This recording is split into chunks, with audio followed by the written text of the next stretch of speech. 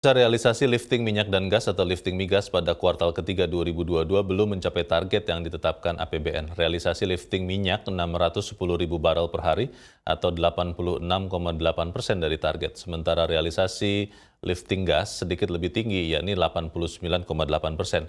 Bagaimana dengan kuartal keempat atau kuartal terakhir di tahun ini? Apakah target lifting satu tahun ini dapat terkejar dan apa saja yang menjadi tantangan dalam merealisasikan target lifting migas di tengah tingginya ketidakpastian?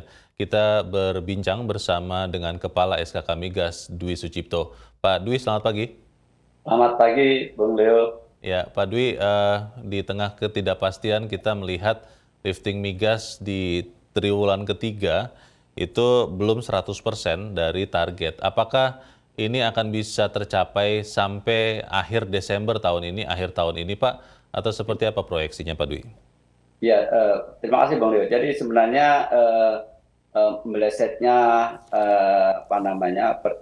realisasi produksi baik minyak dan gas di tahun 2022 ini Mm.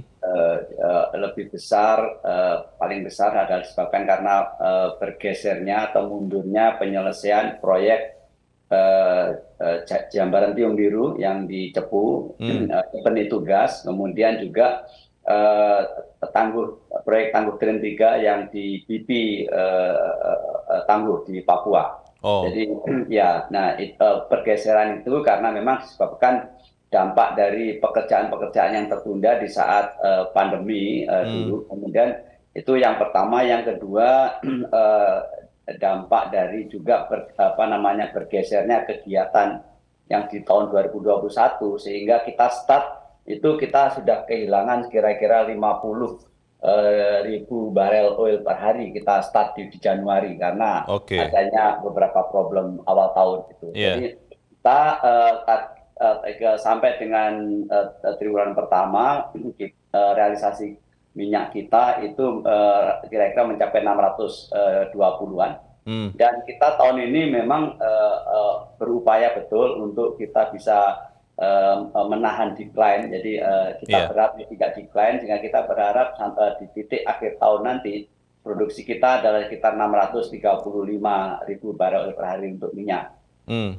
635.000 barel untuk barel oil per day, begitu ya Pak, untuk Ya, akhir tahun? untuk minyak. Sedangkan untuk gas yang saat ini realisasi kira-kira 5.400-an, kita harapkan nanti bisa meningkat di 5.500 di titik akhir tahun. 5.500 mmSCFD untuk gas di akhir tahun ya Pak? Yes, yes, yes. Berarti tidak tercapai dari target lifting Pak? Benar, jadi karena memang seperti tadi saya sampaikan, yang pertama sebabnya karena ada dua proyek besar, Jambaran Tiung Biru yang tadinya ditargetkan selesai event 2021, geser ke 2022, tapi kemudian ternyata juga belum selesai dan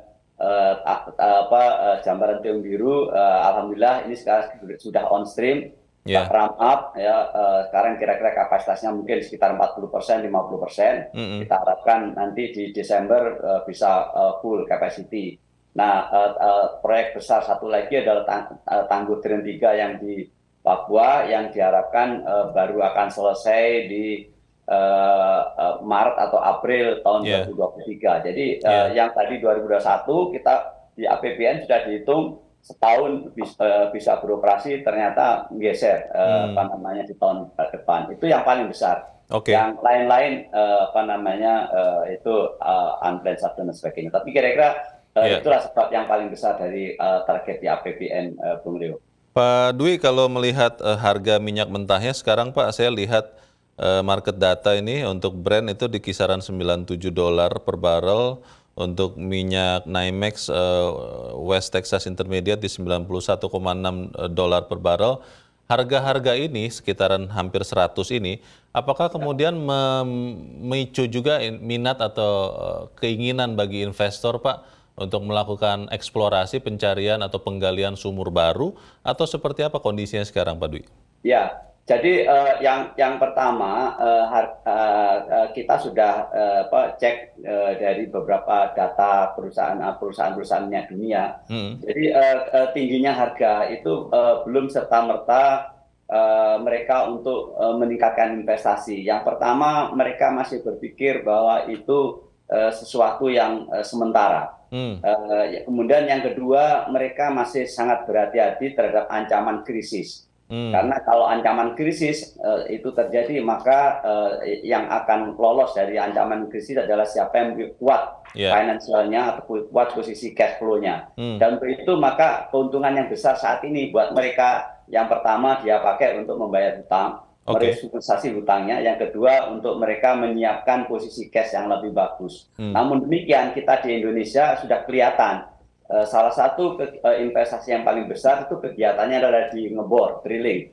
Jadi kalau tahun 2020 kemarin ngebor kita hanya 240, tahun 2021 udah naik 480, tahun ini outlook kita adalah 803 atau di atas 800. Dan di tahun depan kita sudah punya agreement dengan para K3S untuk ngebor di atas 1000. 1000 sumur ya Pak? Lonjakan kegiatan ngebor ini memberikan indikasi bahwa di Indonesia aktivitas di hulu migas dan investasi itu akan cukup bagus peningkatannya. Ya. Pak Dwi, di beberapa waktu yang lalu soal pembagian hasil, soal pengembalian usaha-usaha yang dilakukan oleh investor itu beberapa kali menjadi kendala minat investasi untuk mencari sumur baru, Pak. Dan itu juga disebut-sebut karena RUU Migas belum kunjung jadi juga menjadi undang-undang. Benar demikian atau seperti apa sebetulnya Pak yang menjadi hambatan minat investasi, Pak? Ya, jadi yang pertama memang para K3S itu memprioritaskan kemampuannya untuk peningkatan produksi di jangka pendek. Jadi oleh karena itu ngebor tadi itu arahnya adalah ngebor pengembangan. Jadi kita ada ngebor itu untuk pengembangan dan untuk ngebor untuk eksplorasi. Jadi untuk ngebor pengembangan itu udah kelihatan tren kenaikannya. Dan memang saat ini kita masih sedang mengevaluasi betul mengenai kenapa kegiatan ngebor untuk eksplorasi ini belum juga signifikan ada peningkatan. Jadi kalau kami melihat memang para investor dia masih melihat dan sebagainya, dan untuk itu memang sekarang yang kita harapkan adalah upaya pemberian insentif untuk kegiatan eksplorasi. Bagaimana eksplorasi itu sejak awal tidak harus dibebani yang kewajiban-kewajiban yang buat mereka menjadi ketakutan untuk memulai eksplorasi. Itu satu memang. Yang kedua, setuju sekali memang banyak di antara investor dan para K3S menanyakan mengenai tindak lanjut dari undang-undang migas yang baru.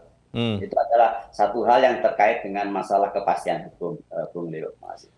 Di tengah kondisi yang masih belum pasti ya, kita bisa katakan begitu Pak Dwi, kita juga melihat ada rencana untuk mengurangi penggunaan BBM fosil karena 2060 sudah ditargetkan net zero emission, Pak. Kita tahu persis minyak ini kan dan gas yaitu penyumbang juga emisi karbon.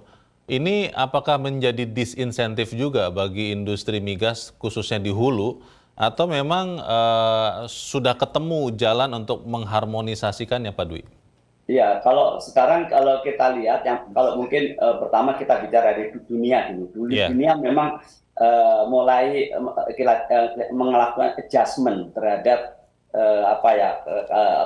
mereka terhadap energi konvensional itu yang tadinya kayaknya betul-betul akan di stop begitu ya, tetapi ternyata membuat lonjakan-lonjakan harga, membuat inflasi yang tinggi dan sebagainya. Jadi akhirnya perlu adjustment di situ.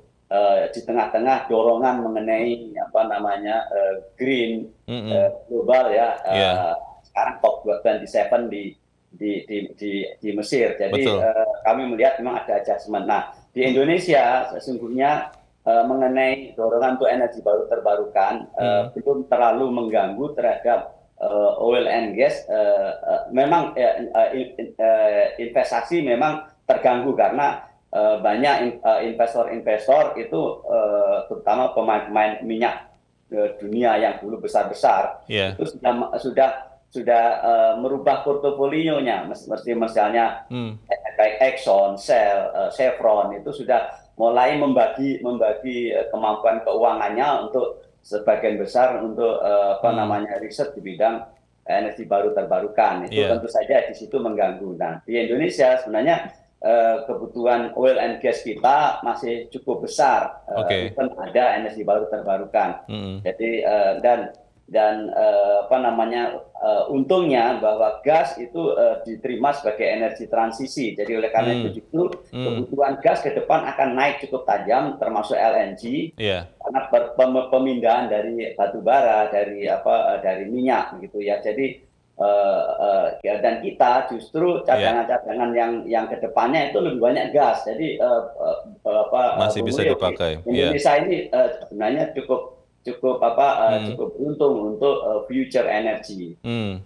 Terakhir Pak Dwi, dalam waktu yang tidak lama, mungkin waktunya tidak banyak, apa Pak yang masih menjadi handicap, masih menjadi penghambat untuk menarik minat investor dari luar dan dari dalam untuk mengembangkan sektor hulu migas ini? Apakah lebih ke masalah tadi, undang-undang yang memayungi kegiatan, atau apa yang masih menjadi kendala Pak Dwi? Yang pertama, Bung Leo, kelengkapan data. Jadi seperti kita ketahui semua bahwa kita punya potensi besar. Ya.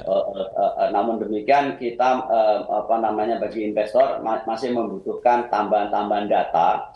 Oleh karena itu kegiatan eksplorasi itu mesti harus didorong dan dirangsang untuk bisa lebih aktif, baik itu melalui dana K3S sendiri maupun sekarang sedang didiskusikan di Kementerian SDM untuk eksplorasi awal untuk pendataan dan sebagainya. Mungkin mestinya pemerintah, karena ini sebagian dari infrastruktur, government bisa menyisihkan APBN untuk kegiatan itu. Nah, itu yang pertama. Yang kedua adalah tentu saja kepastian hukum. Jadi seperti sudah kita singgung lagi. Yang ketiga adalah upaya terus mempromosikan. Jadi kita Indonesia punya potensi besar, tetapi yang selalu menjadi weakness kita adalah kita belum mampu menjual potensi itu, dan kita membungkusnya dengan sebuah bungkusan yang menarik. Oleh karena itu kita di Indonesia tiap mendekati akhir tahun ini atau akan tahun ketiga, kita menyelenggarakan International Convention on Indonesian Oil and Gas. Insya Allah nanti tanggal 23 akhir November ini, Bung Leo kalau bisa hadir juga untuk kita akan adakan International Convention tersebut di Bali. Tujuannya adalah menarik investor, Bung Leo. Kita fokus pada menarik investor. Jadi oleh karena itu kita meminta pada government untuk menciptakan transformasi yang selama ini sudah cukup banyak dilakukan. Gitu. Baik. Kita dukung sama-sama Pak supaya kemudian industri migas tetap bisa berkontribusi positif bagi Indonesia. Kepala SKK Migas Dwi Sucipto, terima kasih Pak untuk informasinya. Selamat pagi.